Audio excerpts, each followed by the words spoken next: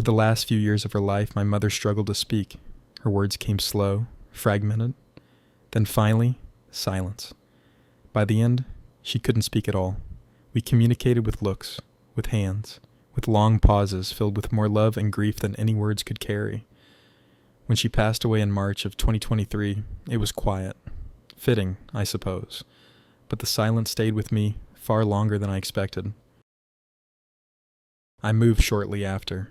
New city, new house, new routines. The kind of changes people make when they're trying to heal. This home was mine, untouched by the past.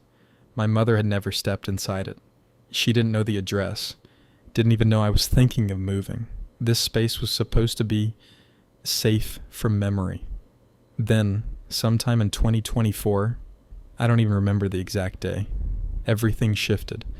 It was late evening. I had been sitting in my home office for hours, working, the kind of deep focus where time stops feeling real. The air was still, and I remember the house felt heavier than usual. I got up to use the bathroom, just a normal movement.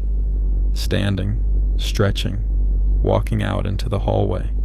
The moment I stepped out, I heard it. John. Not a whisper, not a hallucination. A voice. Her voice. It rang out from the hallway beside me, crisp and full of life. It wasn't the soft rasp I remembered from her final months. No, this voice was strong, vibrant, and young. The voice she had when I was a child. It was like a recording from the past had been played into the present, like time had folded in on itself. I froze. My blood ran cold. There was no one in the hallway. The air was still, but something had shifted. The walls felt closer, the lights dimmer. My heart was pounding in my ears. I didn't know whether to call out or just stand there and listen, but the voice was gone. No echo, no follow-up. Just that one word, my name, and then silence again. But this silence was different, heavier, loaded, like something had been left behind in the air. I searched the whole house, even though I knew I wouldn't find anything. How could I? She had never been here, not in life. That's what kept me awake that night, the impossibility of it. How did she find me? This home didn't exist for her. There were no memories here, no photos, no footsteps. And yet, she knew. Somehow, she knew. And it wasn't the first time.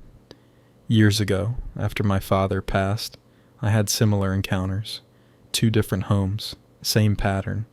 A feeling, a moment, an overwhelming sense that he was there, just for a second, watching, checking in, like they both knew how to find me, no matter where I went. I didn't tell anyone for a while. I didn't know how to. People always want a logical explanation. They'll tell you it was a dream, or stress, or your mind playing tricks. But I wasn't asleep. I wasn't even tired. I was present, alert, and I heard her. I know her voice. No one can take that from me.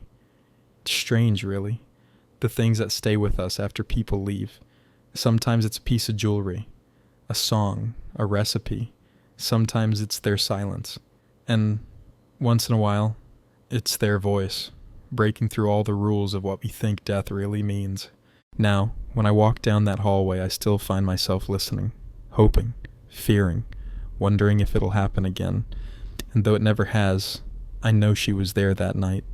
Not as a memory, not as a ghost, as my mother, reaching out, speaking, one last time, in a voice untouched by illness or time, to let me know that even in death, some bonds are too strong to break.